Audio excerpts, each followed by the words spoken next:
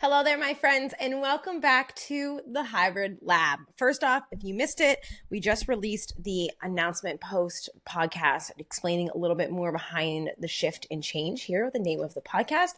We will no longer be the Messy Middle Podcast. We will now be the Hybrid Lab moving forward. So if you want to understand more behind that shift and why we're doing it and what to expect here, go back and listen to that episode. It's like 6 minutes long. It's super quick. It's just me kind of explaining to you guys a transparent conversation about the shift and what we're doing here. But with that being said, let's dive into today's topic of podcast conversation. So I wanted to sit down and chat with you all about this controversy in the online space of fasted training for women, whether you should do it, whether it's going to destroy your hormones, who should definitely avoid it, all that stuff. And, originally I was sitting down today and I was going to make a Instagram swipe post on this. And the more and more I thought about the nuance and the layers and the angles of this topic of conversation, I thought it deserves much more being a piece of long form content than a short form debunk snippet type thing that we see in the online space, and or that loses the nuance of the conversation. So while we may not be the Messy Middle Podcast anymore, I definitely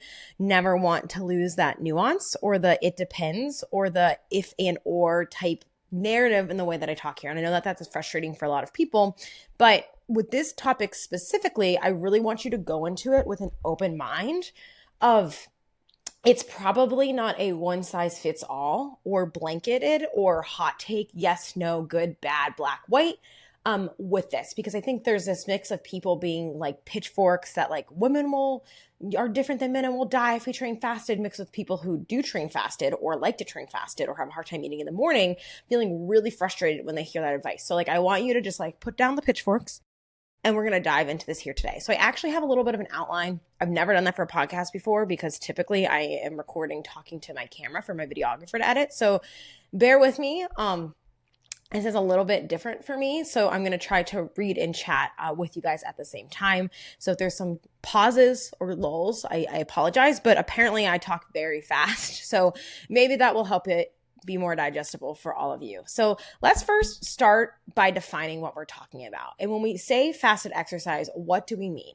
So essentially, you are going into a training session after an overnight fast. So you woke up in the morning and you don't consume any calories going into that training session, and your body is fully depleted of glycogen and or glucose stores in your body. Now, it might not be 100% depleted depending on what you ate for dinner the night before and or your normal training state, but typically it is lower in the morning in your liver and or muscles, just again, depending on your nutritional state and going into that. So the idea behind fasted training, or the reason a lot of people do it, are either one, you wake up early, you're busy, you want to just get into training, you feel like you don't have time to eat and you just want to hop into it and get it done with. I think that for most people is where they feel frustrated with the narratives around fasted training, or people are leaning into fasted training because they want to optimize fat burning or fat loss and or improve body composition. So usually it falls into 1 to 2 buckets here.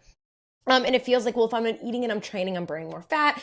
That is a good thing, yada, yada, yada. And so those are the 2 main reasons people are doing this and what it means. And fasted exercise can be a part of time restricted eating or fasting or whatever that looks like, or it can just be that you wake up and work out and then you go and eat normally. It doesn't have to necessarily be in conjunction with that.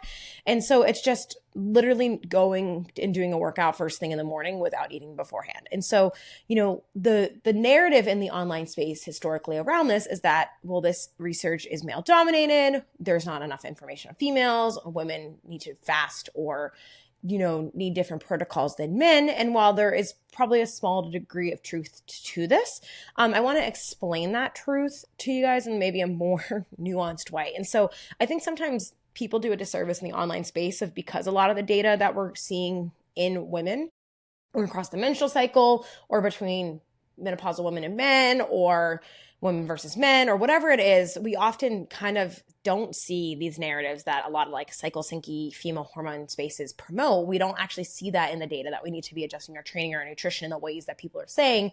But then I think sometimes that means that a lot of well-meaning professionals just dismiss anything being different or considerations with women in general, or they blanket Gen Pop recommendations to everyone, or they blanket athletic populations recommendations for everyone. So I'm going to try to tease out that a little bit today.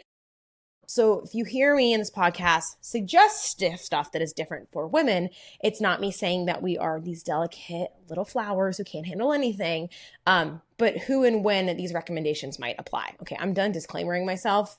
If you want to get mad, get mad. So let's first kind of chat about the science of female metabolism. So if you guys are new here, my PhD work is explicitly in female metabolism across the menstrual cycle, or during exercise or in response to food, as well as my postdoc work. So this is kind of like my bread and butter, but we're going to really oversimplify this here. So we do see at a baseline level, women's bodies are metabolically different than men's, and some ways, and this may or may not affect how we respond to fasted training. So typically what we see is during exercise or in general, women have this higher like baseline fat oxidation rate or fat oxidation reliance. And we see this typically in like potentially rested or lower intensity exercise. So typically stuff that isn't at like a higher intensity, women will oxidize, which is a fancy science word for using more fat during exercise than men. That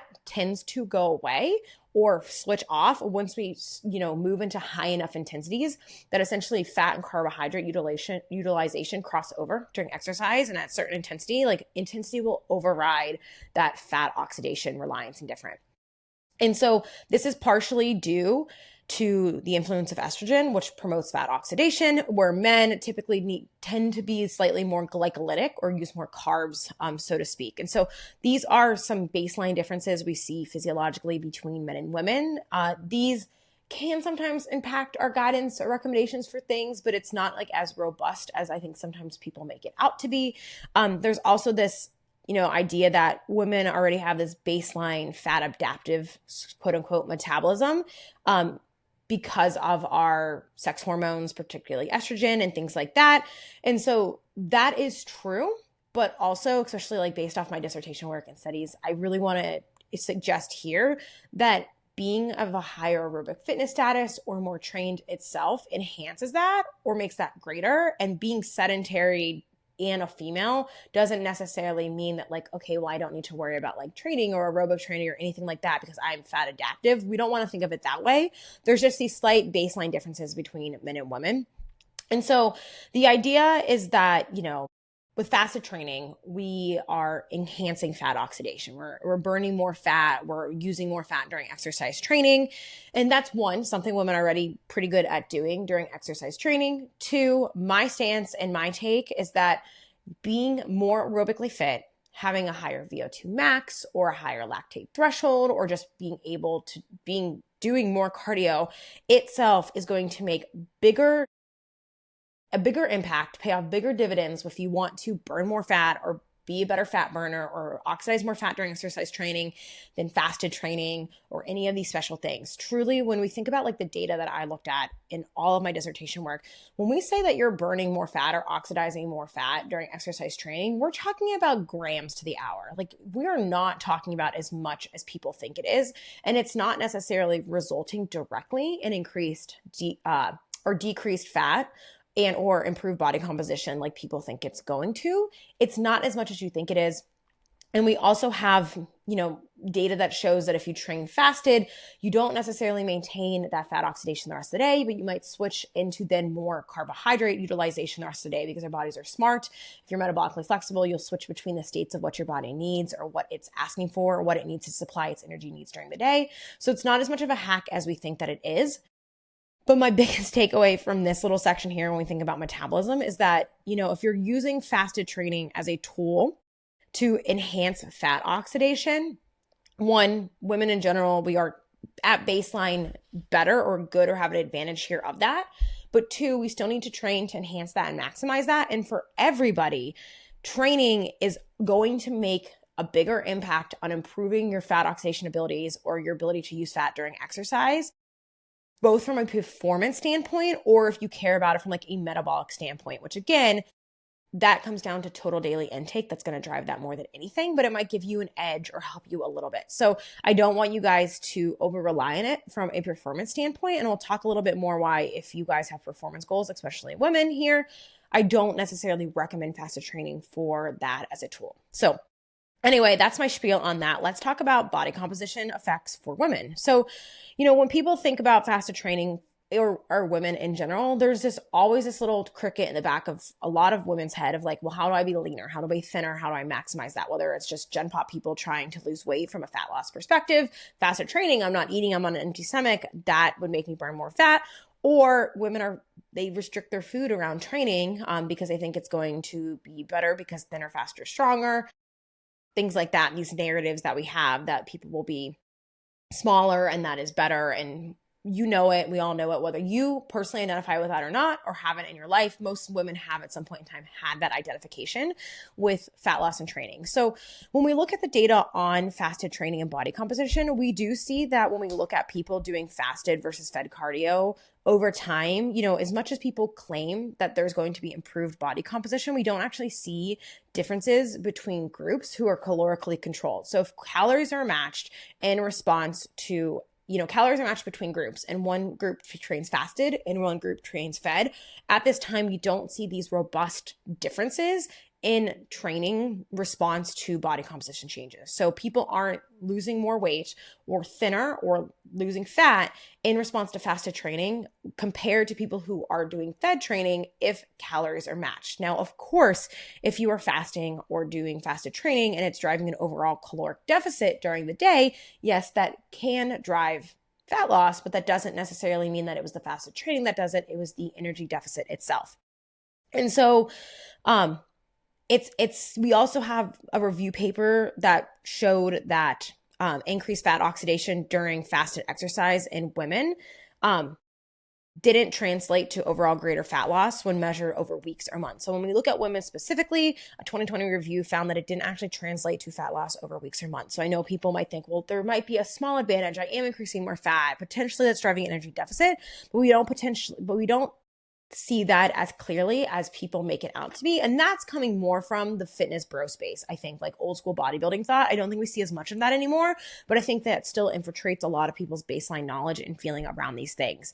And so we also see that women who train fed potentially maintain more lean mass or muscle mass in that fasted state than faster training. And this is important because if we want to think about improving body composition, we want to think about maintaining muscle and losing fat. We don't want to lose weight for the sake of losing weight.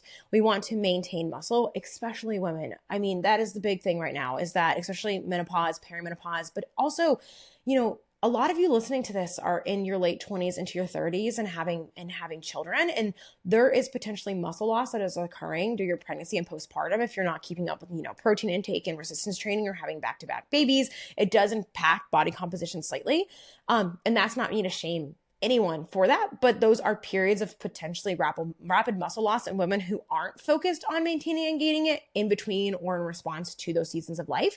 So I think it's really important for women to focus their entire lifespan, from puberty into their 20s, into their childbearing years, into menopause, on maintaining or gaining as much lean mass or muscle mass as possible. So we want to think about what is going to feed that muscle and what is going to do that. So we also have a study that shows that women's bodies do adapt potentially differently to fasted training. And so men might show continued elevated fat oxidation in response to repeated fasted sessions, but women's bodies appear to potentially develop metabolic adaptations that reduced fat utilization during fasted exercise over time.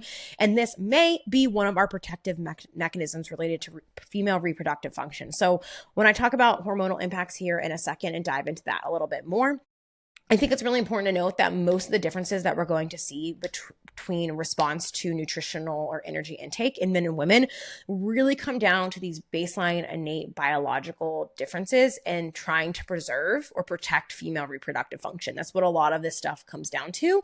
And we'll explain why that energy status and how that depends on the person, might drive our responses differently to this. So the takeaway on body composition is consistent caloric balance and adequate protein intake appear to be far more important factors for women's body's composition than whether exercise is performed fasted or fed.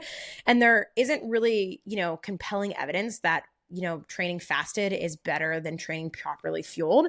And being fueled or fed for training might actually provide better conditions for achieving or maintaining lean mass or the body composition that you are looking for. So if you want to be lean and toned or gain muscle or have a more shape to your body, so to speak, it's probably better to train fed or make sure that you're eating adequate calories, protein, or that across the day. With the caveat of total daily nutrition intake probably matters most. If you are going to train fasted, you listen to this podcast and you're like, that I'm doing it, or I fall into the population where it probably doesn't matter, just making sure that you are getting in adequate protein across your day. For most of you, I would say for women, between 1.6 grams per kilogram per day, I think is a really good target. You might go a little bit lower that. I think that that's a good target for women from what we've seen. You can go higher than that if you want, but I think that's a good happy medium target there. Or about 1 gram per pound of fat-free mass or lean body weight if you have body composition, or estimated lean mass if you have potentially a higher level of body fatness that you want to lose. You don't necessarily need to eat like the classic bodybuilder, 1 gram per pound of lean mass, et cetera, that we see. So chatting more protein stuff is probably a conversation for another day, but I know that will come up with this. So focus on overall daily intake. If you are going to train fasted, because it's preference for you, just make sure that you are eating enough across the day and your body composition probably isn't going to drastically suffer, with some caveats coming up here in a second. So now let's talk about this elephant in the room, hormones. And so this is where the research gets a little murky, because there isn't this clear delineated, exact perfect trend here that we see. And most of this stuff is being done in athletic populations or in regards to something called low energy availability. So the reason that women are encouraged to not do fasted exercise comes largely from this concept of low energy availability. So low energy availability is essentially a mismatch between the energy you are expending during exercise or daily living, in combination with one another, and the energy that you are intaking. And so when women have high activity levels, they're highly active, they're athletic, they are physically athletes, these individuals need to make sure they're taking in enough energy that not only fuels the exercise performance that they're doing, but also the recovery and your baseline physiological function. And so what happens is when you do not take in enough energy to do this, you have a downregulation in your hormones. And this can lead to menstrual cycle dysfunction. It can lead to things like loss of ovulation. It can lead to things like loss of menstrual cycle. So it's not just only losing your cycle that is the issue here. You can have potentially lower estrogen levels that affects bone health and metabolism. Having your estrogen levels decline in response to this is a huge concern because of these bone impacts here. Those are really hard to recover, even with weight gain following, restoration of your period and things like that. You can also have a loss of ovulation, which is not a good thing. People can have cycles that are short and light, but they're like, well, I'm having my cycle, it's not an issue. But if you're seeing that your cycles get shorter or longer, or you have less of a hormonal response, so to speak. I don't want to say if you're not PMSing, that's a bad thing. It's not necessarily that, but essentially you can have, low progesterone in the luteal phase, low estrogen across the menstrual cycle, loss of ovulation. Obviously, these are things you might not know if you are not testing your blood work or your hormones or talking to your doctor or things like that. But those are all signs of potentially menstrual cycle dysfunction. And those are the things that we are seeing that are being impacted with this or downregulated, because essentially your body sets up the alarm signals that says, hey, we don't have enough caloric intake to even meet our daily activity and physiological function. We sure as hell do not have enough caloric intake to make and produce and or provide nutrients for a baby. So that's essentially what your body's doing. It's downregulating that. And so those are all big signs that if you start to see menstrual cycle dysfunction of any sort, that is a sign that you are doing too much or not eating enough in response to that. And I think that's where most of the issues in so much of female stuff in the online space comes from, is that women are kind of trained and ingrained to overabuse intensity and volume and undereat. And so it results in this for a lot of people. So even if you don't identify as an athlete, if you are doing a lot of activity or a lot of endurance activity or a lot of high intensity training and not matching that with adequate food intake, it can lead to these things. We can also see potentially increased cortisol, which I know is the boogeyman in the industry. Cortisol is a normal response to training. That is an adaptive response. We're going to have cortisol in response to training, but if you have so much excess cortisol all of the time and or you're not eating enough, cortisol response might not be lower like it can or should be in response to training, especially carbohydrate. It can potentially antagonize some of your reproductive hormones and have a negative effect there. That is not me backing the cycle sinkers. That's just saying that like being well fed and following a well-balanced program should account for this. It can be exacerbated, especially women who have loss of menstrual cycle or menstrual cycle dysfunction can have that increased cortisol or even inflammatory response that people make as the boogeyman versus being well-fed and training in a recoverable state and way. We also potentially can have reduced thyroid hormone production, slowing your metabolic rate, and also have potentially decreased hunger and satiety signals, things like that. So we really want to make sure that we are not dropping below this threshold. So what is this threshold? So there is this amazing research that has been led by Dr. Locks, and they have tons of information on the female athlete triad, which is now low energy availability, and all of these things. And so essentially when a female's intake drops below, there's these 3 tiers of 45 grams per kilogram of fat-free mass per day, 40 grams per kilogram of fat-free mass per day, and then 30 kilograms of fat-free mass per day. As you drop below those tiers, we start to see more and more menstrual cycle or hormonal dysfunction. So ideally, women are eating between 40 to 45 grams per kilogram of fat-free mass, which is hard to know if you're not, if you don't have an estimate of your lean mass. And so I think I've done the math of this in post. I'm like 64 kilograms and I can't remember what my lean mass, I know in pounds is somewhere around like 115 pounds of lean mass or something like that. But I think I've done the math before, and that for me, that means that like, as I consider myself a highly active female, I really shouldn't go below like 2,400, something in that range calories per day from like a healthy hormonal state and things like that. But as we drop lower and lower than that, that's where we start to see rapid changes in menstrual cycle dysfunction. Hormones are being suppressed or dysregulated, and or we see really negative effects of not only too much fat loss, but bone density loss along with that. So this is where most of like the big red flag stuff comes from. And that's why I'm really honing into this. And when we think about sex differences in this, what we see is that women are more sensitive to this than men. So men will have also downregulation of male sex hormones. So testosterone will be suppressed, things like that, with increased activity with mismatched food intake. But the threshold of caloric intake of which that happens for men is closer to that 30 to 35 range or even 25 range. So they can go lower before they see dysfunction. Women cannot. We are more sensitive to these energy deficits, and that causes dysfunction sooner because our body kind of, again, sets off the alarms for that. And something that's really interesting when we think about the low energy availability literature, especially for, again, higher active to athletic women, is that low energy availability, yes, is your daily intake. So your intake across the day or weeks or chronic intake being low, but it also can be reflective of low intake day to day or even low carbohydrate intake day to day. So if you go one day with not enough carbs or one day where you didn't eat, for a long period of time, you're not going to like immediately impact your cycle. These are, again, chronic adaptations to this. But if you are a highly active woman or an athletic woman, or you train a lot and do high volumes of exercise, and you not only have a chronic energy deficit across days or weeks, which does directly result in these impacts on hormonal function, bone function, metabolism, things like that, you also can have this occur in response to big gaps of eating during the day. So within day, low energy availability is also a risk factor here. So we don't want to have large periods of time where we're not eating or not consuming enough calories, especially in or around training or days that are really high and hard in training, which if you are highly active, that's most of your days per week.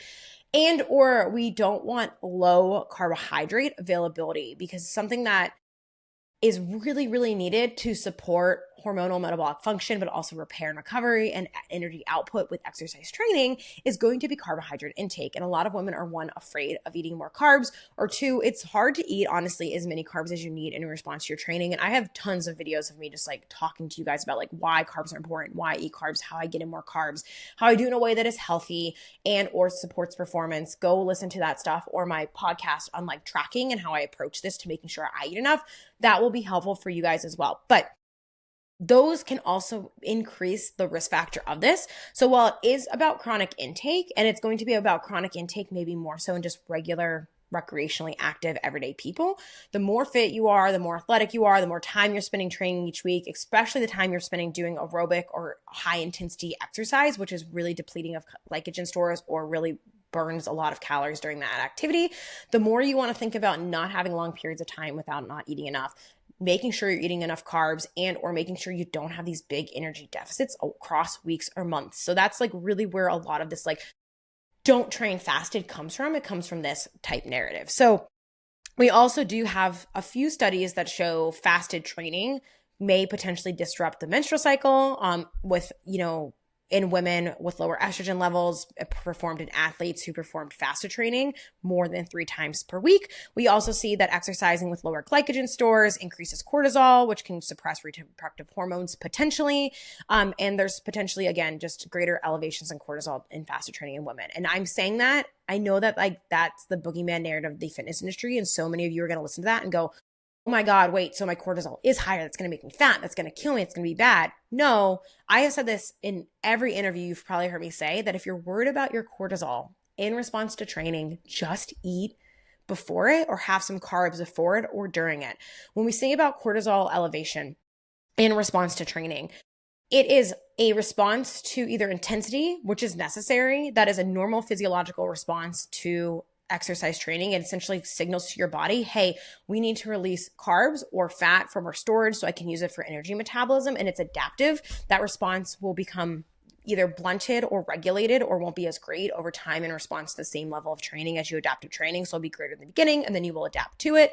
Or 2, it is due to your nutritional status. So other than intensity where it is required, if we're doing like our zone 2 training or continuous moderate intensity training, especially my female endurance people here listening to this, your blood glucose levels during that training basically dictate whether or not cortisol is unnecessarily increased in response to training. So if you are eating enough carbs before and during your endurance training or training sessions, your cortisol will just have a normal regulated response. It's not going to drift upwards over time because your blood glucose is steady.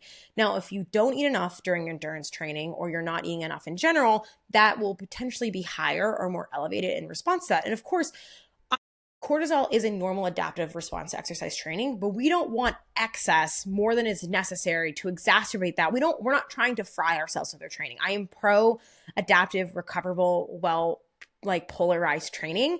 Recognizing that cortisol is normal and an adaptive response to training, while also acknowledging the fact that we don't want to just have as much cortisol as possible. We don't want that to be dysregulated because we're not maintaining our intake or overdoing it in our training. So those are 2 ways to potentially reduce those, especially in athletic or highly active populations. And so when we think about this in response to regular people or gen pop people or your everyday people, we do have some studies on fasting and hormone and their response to fasted, just daily general fasting in different populations, PCOS, more generally active populations, things like that.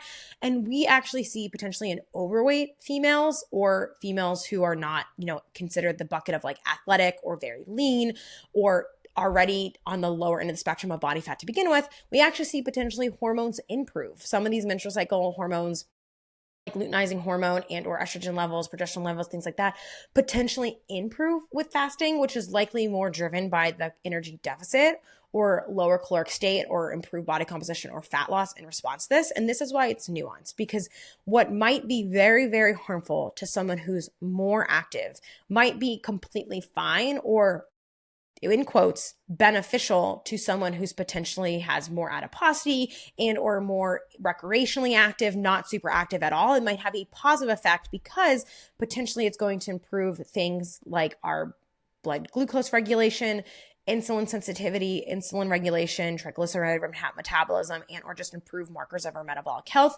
which my take is a lot of that is coming again, more so from just the energy deficit that is being caused by that. But your general everyday recreational person going for a 30-minute power walk or a general easy upper body lift, if they do that fasted, they're probably not at risk of all this hormonal dysregulation and dysfunction.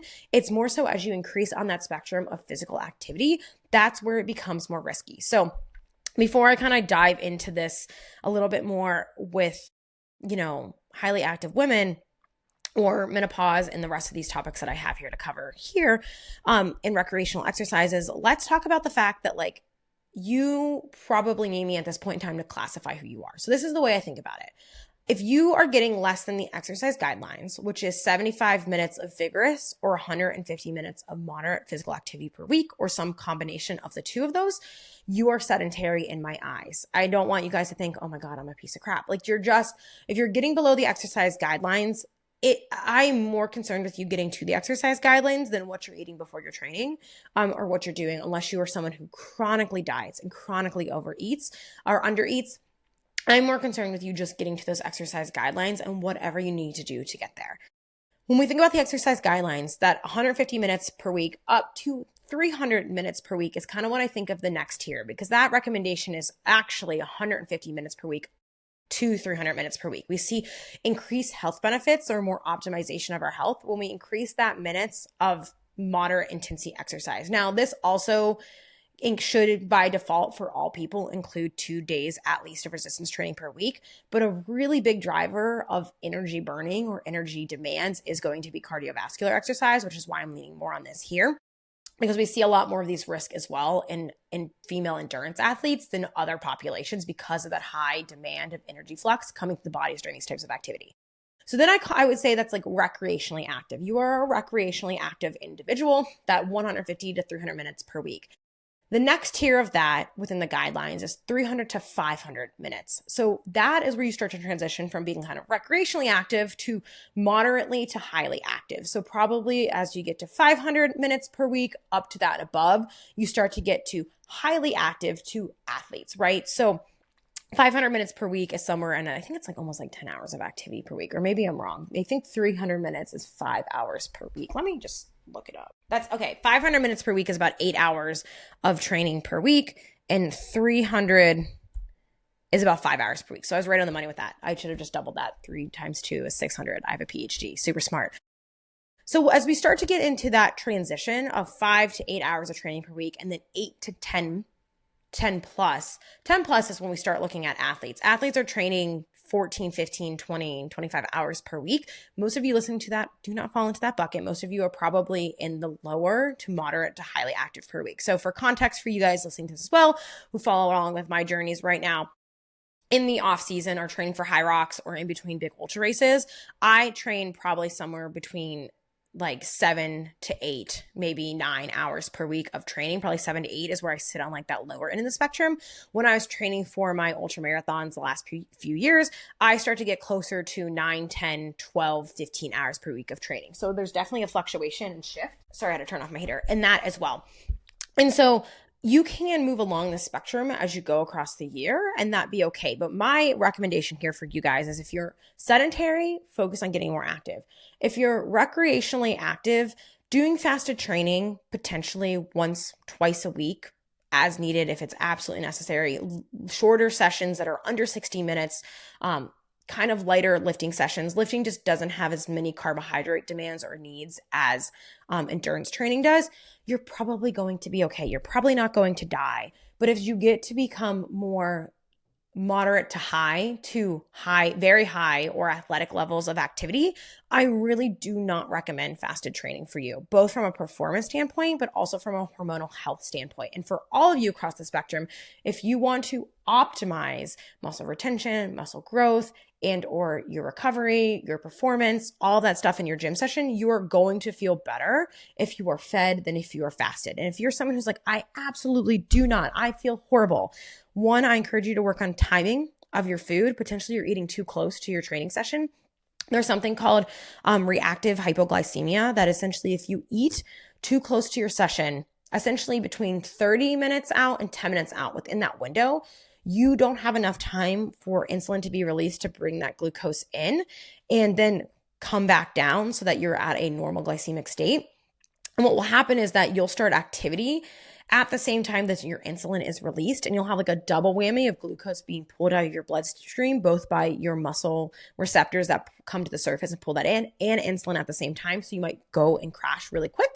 In that state, think about eating within the 5 to 10 minutes before your session, because essentially you will mostly only rely on those glucose receptors in your muscles to bring that in and not insulin, because we have this non-insulin-like effect of exercise in response to that. So you have these receptors that come out and just take glucose in without insulin needing to stimulate that. So just work on that timing potentially of that. If you're working out early in the morning, I also have the recommendation of that if you absolutely will not eat before your sessions, just take in something during your sessions. You can bring a carbohydrate mixed drink, whether that's like a Gatorade or Scratch Labs or Tailwind or juice or whatever that looks like, into the gym in your water bottle in your training sessions, or do intra workout nutrition. So say you're getting up early to do a run and you just cannot stomach anything before it, eat something during it. It doesn't need to be this super obsessive thing. Or it can be really light. You don't need to eat a full meal and fully digest. I would suggest that if you can't get in some protein and carbs, just to get in carbs. Ideally, obviously, for more active individuals, having 1.2 grams per kilogram of body weight is ideal, but that's hard, right? I did a morning training session yesterday and I got in 50 grams of carbs beforehand, and that's under 1 gram per kilogram of body weight, but that was fine. I still got that in, and then I ate a full breakfast right after. I don't want you guys to get obsessive about this. The idea is to be getting something in. So even if you can get 30, 40, 50 grams of carbs in through really easily digesting sources, that's great. Juice, chocolate milk is an amazing, like milk or like a little bit of protein and a non-dairy milk can be really easy ways to get this in. When I was in my PhD and I would work out at 5:30 in the morning, I would just drink an 8-ounce glass of chocolate milk on the way to the gym. It was easy to digest. It got me in some protein and carbs. It was super simple. Yesterday, before my training session, I had a Go-Go Squeeze applesauce packet, a handful of pretzels, and then right as my workout was starting, I had a fruit bar, like a That's It fruit bar or something like that, and a liquid IV during my training session. So with that all together, I got in 50 grams of carbs during that training session and I felt great. I did 2 training sessions yesterday too. So that's, my next note of, if you are doing training sessions that are 60 minutes or longer, and or are entirely endurance based, and or particularly are greater than your zone 2, you might feel okay-ish with the zone 2 lower intensity stuff not being fed because it's more fat oxidative in nature. Again, disclaimer being like, if you're doing a ton of volume of that each week, I probably wouldn't recommend that you do it fasted at all. But if you are doing higher intensity stuff, you probably are going to feel better and perform better if you are fed going into that. So I do recommend that. And don't be afraid to use liquids if you need to. You don't have to eat a full meal. You can have a glass of orange juice or apple juice or whatever that looks like for you. A That's It bar, graham crackers are a big favorite. Go-Go squeezes, things like that, for that and before your training. Or if you really, really struggle with the GI and gut tolerance of this is something where you start little. Start with 10, 15, 20 grams of carbs before your training session, and then bump it up from there. You will be able to increase that tolerance with time. And trust me, I'm telling you, you can. If you've been here for a while, I'm the GI distress queen, especially with endurance training. And I've really, really worked hard to increase my tolerance of that within my training, both during activity and beforehand. So that's something that you can potentially work on over time, or work with a registered dietitian who specializes that and can help you with that as well. When it comes to highly active women, competitive athletes, those training intensely 5 or more days per week, I would say that the risk of fasted training are more pronounced. So this is what we think of RED-S, or the female athlete triad, and or low energy availability. And essentially the consensus statements on this that have been updated in the last few years show that multiple body systems in active women, not just reproductive function, also bone health, immunity, cardiovascular health, and psychological well-being, can be impacted by these progressive declines in hormones or overall physiological function due to either fasted training in response to also an excessive energy deficit, or fasted training can contribute to that. If people are very active all the time, there's that mismatch again between your activity levels. So if you are very active, I am of the opinion that I think it's advisable to eat before your training. It also will potentially impact your performance. We do not have robust training data that suggests that you are more fat adaptive, and that leads to these super enhanced greater endurance performance or performance in your training than being fed. You will have a better training session fed than you will fasted, you will be able to perform and produce more work, and therefore you will be able to have a greater adaptation, or being fed will allow you to recover better in response to that session. If performance is your goal, eat and train for performance. Do not take a dieting mindset to your performance goals. Don't go and follow dieting trends or eat like you're on a diet and that you're a regular person that does these yo-yo things who don't have this big stressor of exercise. So if you are highly active, 5 or more days a week per training, I want to say somewhere in that 5 to 8 range, 8+ hours per week of training, which is a lot of you training for endurance events, CrossFit, high rocks, my high red ladies and my girlies here. You are probably more at risk of this, even if you don't think of yourself as like a professional athlete. And I would do it so with caution, or if you simply just care about your performance, don't just eat a little bit. Versus our recreational actives. The women who aren't super active, you're just exercising for general fitness, you're working out a few days a week, you don't do a ton of high intensity, or you have a lot more rest days, or you're just kind of doing shorter training sessions. So if you're only working out like 2-4 times a week, low to moderate intensity, doing intermittent fasting with your morning workouts will potentially have a lower impact on your hormones or no impact at all. But also keeping in mind that if you are leaner and on the thinner end or leaner end of side, you potentially just want to be more cautious, because body fatness and overall energy status of your body can have an impact here on how your body is influenced by this. So if you are someone who is already kind of chronically dieting, yo-yo dieting, not eating enough, and on the leaner side of things, just being careful with this. But if you're kind of more of a regular person, maybe you have a little bit more body fat, you're trying to lose some body fat or weight or things like that, or you're more sedentary in the lower end of the activity scale, you probably can get away with doing fasted exercise here and there for shorter workout sessions, less intense workout sessions. Maybe you're doing it for a morning lifting session that's lower intense, your upper body pump day, versus say maybe your Peloton HIIT class that you're doing in the morning before work, and kind of picking and choosing your battles within that.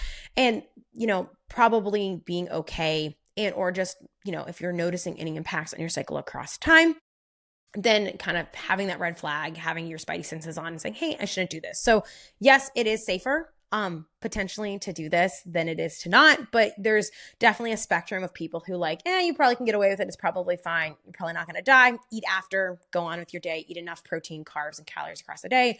Probably going to be okay. Versus the women specifically that are training more frequently and or have higher activity levels. Yeah, you probably want to eat from a performance standpoint, muscle retention standpoint, and overall hormonal health standpoint before your training sessions, and that can flux with time or the demands of what you're doing. I definitely prioritize it more than cardio. If I'm doing like a little lifting session in the morning, like I'm traveling, it's quick. I might not be as obsessive about how much I'm getting in before that. Usually I'm hungry, so I'm eating something regardless. So, the bottom line for general, especially premenopausal women here specifically, are what I'm talking about, people with menstrual cycles, and or if you're on birth control just might mask the effects of your cycle being suppressed from your hormones. I know people want to know about that all the time. You should still treat and act and feed yourself based off your activity level, not because of your cycle or your hormones that are being kind of suppressed by your birth control pills or things like that.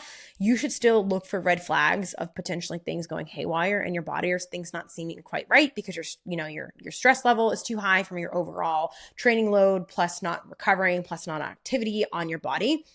You definitely shouldn't be well, I'm on birth control, so it doesn't matter for me. It still does matter. We really, really, really want to care about muscle and bone health and overall physiological function, even if your hormones are suppressed or controlled. And or, the birth control is not a Band-Aid for hormonal dysregulation impacting your cycle. Don't go on the pill to fix that. You need to eat or pull back training in order to do that in response to that. So the last thing I want to talk about here is our menopausal women, because this is where this is getting even more confusing and murky in the fitness industry. So let's talk about those that are perimenopausal, menopausal, or postmenopausal. So of course, the hormonal and metabolic landscape changes significantly during the slave stage, and these have potentially important implications for health or exercise training in general. So we don't have the same risk factors as we do premenopausal in this period of time, because your body isn't so concerned with maintaining physiological function in order to reproduce, get pregnant, have a healthy pregnancy, things like that. Those things become less important. And so when we have this transition into and postmenopause, we have a changing hormonal environment. So declines in estrogen levels create these metabolic shifts.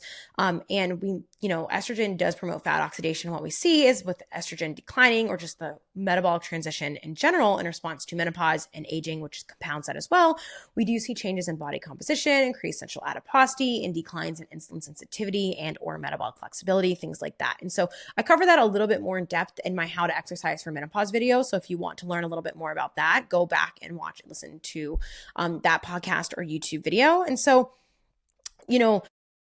potentially postmenopausal women don't show the same acute metabolic response to fasted exercise that premenopausal women do. So while younger women potentially show impacts from increased fat oxidation or hormone blunted impacts, things like that with postmenopausal women, we may or may not see that in these, or premenopausal compared to postmenopausal women. We may or may not see that simply because it's just metabolically different and the hormonal landscape is different. And so here, when we think about postmenopausal women, the reason that fasted exercise might be advantageous is because we have potentially implications of lower insulin sensitivity.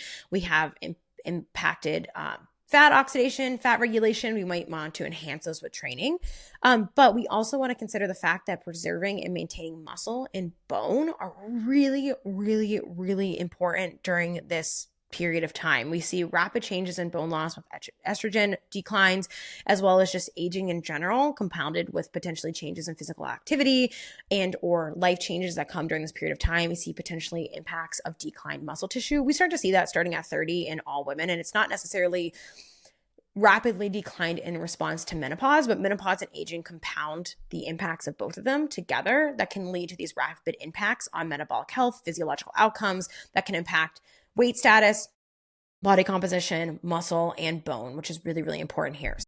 Potentially, when we see this, it might not be as beneficial for menopausal women. Potentially, maybe modified approaches or things like that might be more advantageous simply so that we're eating, so we have the nutrition that we need to fuel our training. But again, we really want to think about too, like, what is your physical activity status? What is your overall activity levels? There are peri and postmenopausal women that are very, very, very active. And from a performance, bone, and muscle standpoint, let's get in protein, let's get in carbs, let's eat across the day, let's eat enough intake for that. It might need to be tighter or more, your bumpers and guide rails might need to be tighter than they were previously, premenopausal, in order to support body composition. But we do want to think about supporting that as much as we can. And, or if you're just, a regular Gen Pop woman in menopause, you might feel better if you're fed in general. But again, just like our premenopausal women that are on lower activity levels, you might not be active enough and you might be eating enough across the day as in general, that might be fine. And so for all women, kind of parsing this all together here, we want to think about performance and recovery more than anything, especially if you're moderate to highly to very to athletically active. But for all people, if you're interested in fasting, toying with potentially shorter fasted windows, making sure you're getting enough nutrition intake across the day, and or potentially, like, my general recommendation is that if you're worried about, insulin sensitivity and metabolic health, especially for my peri and postmenopausal women who are worried about all of these things, but also worried about fasted exercise and fasted training, or in general, I have peers that are a little bit more established in the fasted space in general, just time restricted eating, not necessarily in conjunction with exercise, but just in general. And we do see some potentially advantages to doing a fasted window that starts after dinner and extending that. So essentially not eating after dinner, but eating normal in the morning for breakfast and lunch and dinner, but ending your eating window earlier so that it extends onto your bedtime eating window and potentially helps with insulin sensitivity or glucose regulation or just metabolic function, which might be slightly impaired or lower in the evenings.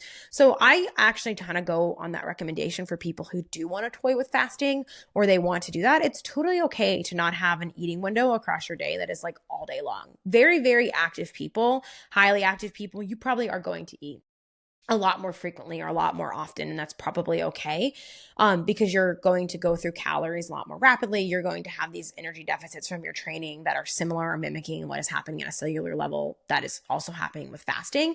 And I'm not so worried about that. But I do think it's good advice for general regular people who care about metabolic health to not have an eating window that's like 6 a.m. to like 10 p.m. Like, it's probably advantageous to have just like a 8 to 10 or 10 to 12 hour eating window, time to rest and digest between meals, time for your body to actually like have that normal glucose response and recovery in between meals, and or go through the patterns, and rather this American way of eating that you're like literally eating nonstop all day long. It's probably good and advantageous to not have that be 15 hours a day, but that necessarily isn't fasting. But if you want to fast, simply shifting it to being like, okay, after dinner, I don't eat, and that's when I start my fast into the next day. And that potentially is a little bit safer from that standpoint if you're worried about these metabolic things. But again, we have to think about the nuance of who is taking this information. Again, if you are very, very lowly active, it probably doesn't matter. If you're low, regular, sedentary, active, it probably doesn't matter. It comes out in the wash with your normal daily intake. In general, your chronic intake is going to matter more than anything else here. Same with protein timing, nutrient timing. But the more active you are, the higher you get on that end of the spectrum, the more it matters that you focus on making sure that you have available nutrients to support and fuel your training and or recovery and or hormonal function and health. So when we think about the messages in the online space, you get a mix of it doesn't matter, it's fine, whatever you do, just whatever you eat across the day matters most. And that is true. That is true for everyone. You eat across the day matters most for everyone, more than any of these niche timing recommendations, fasted training, et cetera, et cetera.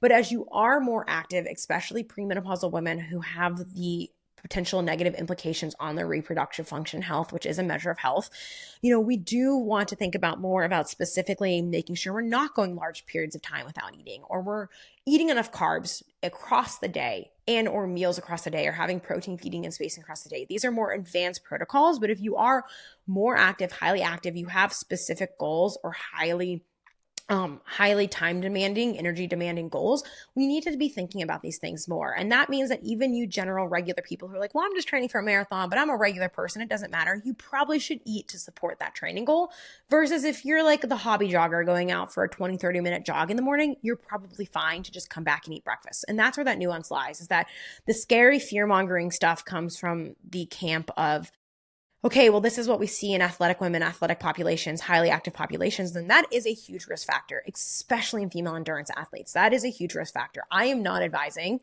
fasted training, low energy availability of any sort to that population. Very lean, very endurance trained, very highly active women across the board, including my regular people who aren't professional athletes but are highly active, the people who are more like me. Yeah, we're still eating to fuel and perform.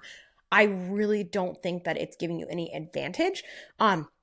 And it's probably better for performance and or muscle repair, muscle retention, bone health, all those things to be trained in a fed state of some degree and some sort.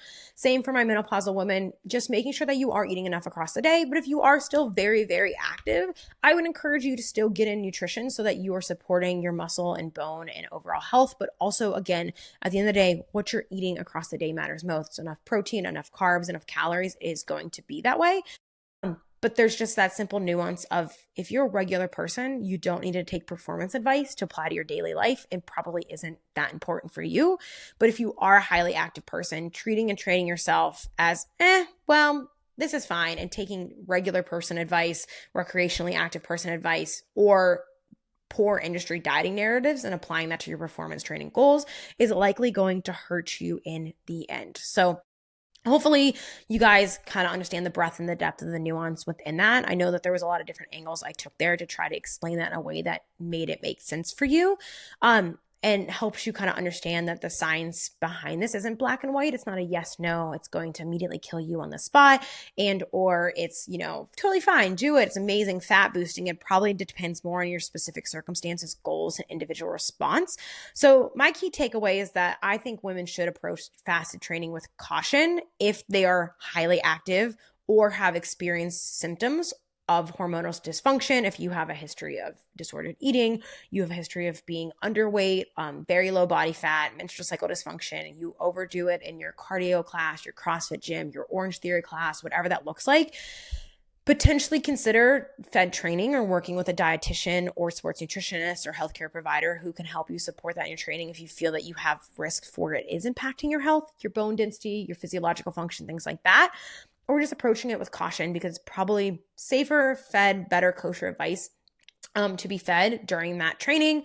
But of course, then if you're a regular person, doing a few training sessions per week, you have plenty of rest and recovery in states of nutrient surplus or nutrient balance across the week, it's probably not going to make or break you if you're doing lower duration sessions, lower intensity sessions, and or just eating enough across the day. It's probably fine. It's probably not the end of the world. But in general, for all people, men, women, highly athletic, regular athletic, my advice is, yeah, you're probably going to have a better training session, better adaptations, better recovery, better performance if you're fed. But depending on where you are on the spectrum, it can be, probably not that big of a deal. Do what you need to do. 2, hey, I probably don't advise this if you are highly active, but if you're not, you're probably not going to die, but just make sure that you're looking out for those signs and symptoms and signals that maybe it isn't as great for you. Because remember, acute single day things aren't as much of the issue. It's the chronic response over time. It's what your body is responding to chronically. So if you have a fasted training session here and there because you just can't do anything else, probably okay. You're probably not going to die. But if you are chronically training at high levels and chronically fasting with your training and or not then getting enough energy intake across the day, then that's when it becomes more of a risk factor. So don't take the pitchforks to me for saying both that it probably is okay mixed with okay, maybe playing into the boogeyman narrative. It's not that you're going to immediately destroy all of your hormones. It's just approach it with caution if you fall into those camps of people who are highly active or have performance training goals. So hopefully that gave you some breadth and depth to this conversation, and you enjoyed this kind of more narrative chatting with you, review of the science of what this looks like for you guys. If you need a black or white answer, I would say eat something before your training. For most of you, it's a safe bet of something to do.